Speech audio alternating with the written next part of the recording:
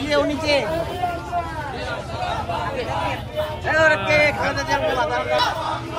এই যে উনি কে উনি হলো আমাদের দেশ বেগম খালেদা জিয়া, ওনার ছেলে তারেক রহমান। হ্যাঁ, উনি তারেক রহমান। উনি তো দেশে আসতে পারে না, বুঝছেন না? এই যে হাসিনা তো দেশে আসতে দেয় না এতদিন। উনি দেশে আসবে এবং এই দেশে ভোট হবে। এতদিন তো ভোট দিতে পারেন না। ভোট দিতে পারছিলেন? এই হাসিনা তো কাউরে ভোট দিতে দেয় নাই। এবার আপনারা শান্তিভাবে আপনি নিজে ভোটটা আপনি নিজে দিতে পারবেন। এই জন্য আপনাদের এই লিখতে দিতেছি।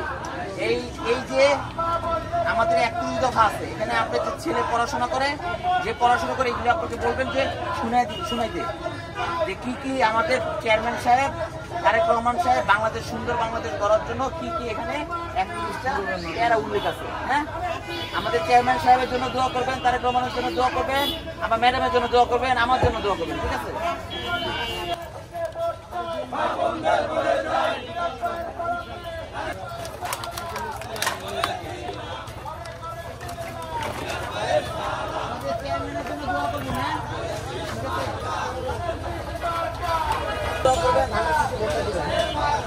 এই যে উনি কে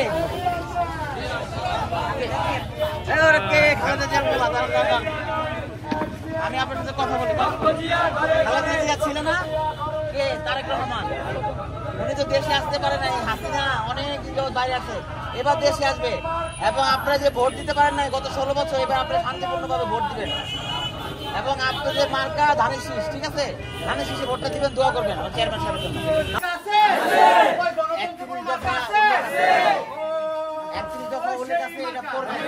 আগামী বাংলাদেশ গড়ার যে শব্দ আমাদের বিএনপি ভারপ্রাপ্ত চেয়ারম্যান জনাব তারেক রহমান যে 31 দফা দিয়েছে, এটা ভালো মতো পড়বেন এবং যে এত 16 বছর যে আপনারা ভোট দিতে পারেন নাই, আপনাদের ভোটের অধিকার প্রতিষ্ঠা করার জন্য কিন্তু আমরা রাজপথে ছিলাম এবং রাজপথে থেকে কিন্তু এই যে জুলাই আগস্টে স্বৈরাচারী সরকারের পতন ঘটিয়েছি এবং আমাদের এই যে আগামীতে আপনারা ধানের শীষে ভোট দিবেন, আমার চেয়ারম্যান সাহেবের জন্য দোয়া করবেন। ঠিক আছে?